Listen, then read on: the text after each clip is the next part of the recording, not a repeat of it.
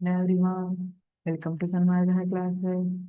ಚಲನೆ ಪಾಠದ 19ನೇ ಪ್ರಶ್ನೆ, ವೇಗ ಎಂದರೇನು? ಸರಿ, ವೇಗ ಎಂದರೇನು ಅಂತ ಕೇಳ್ತಾ ಇದ್ದಾರೆ. ಈಗ ನಾನೇನ್ ಹೇಳ್ತೀನಿ, ಒಂದು ಬಸ್ 60 km/h ಸ್ಪೀಡಲ್ಲಿ ಹೋಗ್ತಾ ಇದೆ ಅಂತ ಹೇಳ್ತೀನಿ.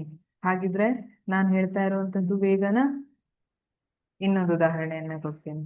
ಒಂದು ಬಸ್ 60 km/h ಈಸ್ಟ್ ಡೈರೆಕ್ಷನ್ ಅಲ್ಲಿ ಹೋಗ್ತಾ ಇದೆ, ಪೂರ್ವ ದಿಕ್ಕಿನಲ್ಲಿ ಹೋಗ್ತಾ ಇದೆ, ಚಲಿಸ್ತಾ ಇದೆ ಅಂತ ಹೇಳಿ.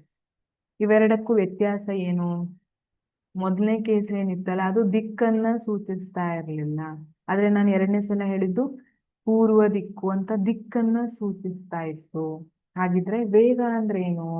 ವೇಗ ಅಂದ್ರೆ ಏಕಮಾನ ಕಾಲದಲ್ಲಿ ಕಾಯದ ಸ್ಥಾನ ಪಲ್ಲಟ, ಅದನ್ನ ವೇಗ ಅಂತೀವಿ.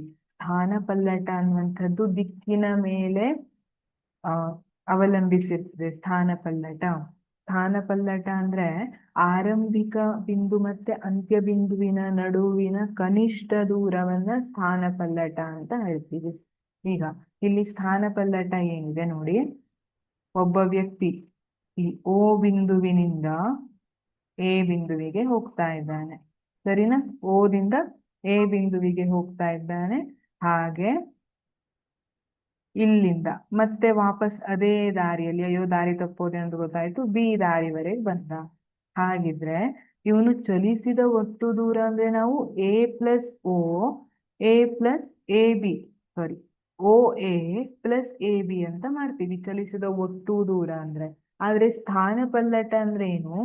ಆರಂಭಿಕ ಸ್ಥಾನ ಮತ್ತೆ ಅಂತಿಮ ಬಿಂದುವಿನ ನಡುವಿನ ಕನಿಷ್ಠ ದೂರ. ನಾವು ಓ ಮತ್ತೆ ಬಿ ನಡುವೆ ಎಷ್ಟು ಡಿಫರೆನ್ಸ್ ಇದೆ ಅದನ್ನ ನೋಡ್ಬೇಕು, ಅದು ಸ್ಥಾನ ಪಲ್ಲಟ ಆಗಿರುತ್ತೆ. ಹಾಗಾಗಿ ಸ್ಥಾನ ಪಲ್ಲಟ ನೋಡಿ ದಿಕ್ಕಿನ ಮೇಲೆ ಅವಲಂಬಿಸಿರುತ್ತೆ.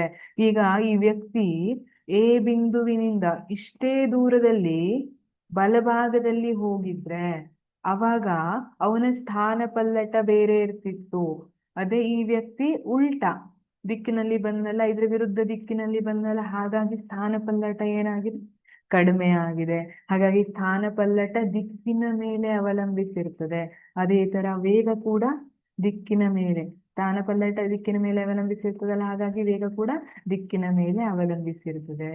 ವೇಗ ಅನ್ನುವಂಥದ್ದು ಏಕಮಾನ ಕಾಲದಲ್ಲಿ ಕಾಯದ ಸ್ಥಾನ ಪಲ್ಲಟ. ಒಂದು ಏಕಮಾನ ಕಾಲದಲ್ಲಿ ಕಾಯ ಎಷ್ಟು ಸ್ಥಾನ ಪಲ್ಲಟ ಮಾಡಿದೆ ಅದನ್ನ ವೇಗ ಅಂತ ಕರಿತೀವಿ. Thank you.